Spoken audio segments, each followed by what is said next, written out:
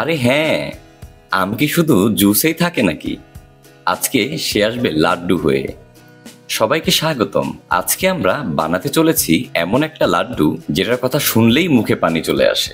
প্রথমে আমরা নিয়ে নিলাম দুটি পাকা আম।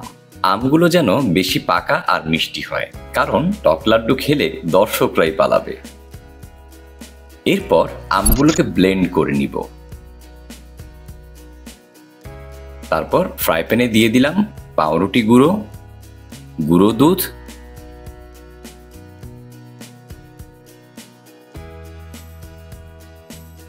ব্লেন্ড করা আম ও কনডেন্স মিল্ক। এরপর ভালোভাবে মিক্স করার জন্য মিডিয়াম আঁচে নেড়েই যেতে হবে যতক্ষণ না গাঢ় হয়ে আসে।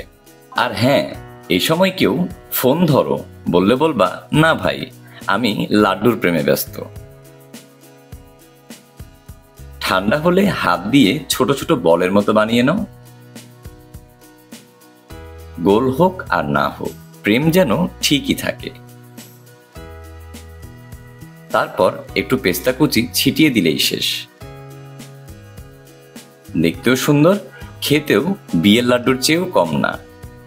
এটা একটা সহজ কিন্তু ইউনিক রেসিপি, ম্যাঙ্গো আর লাড্ডুর মিষ্টি প্রেম।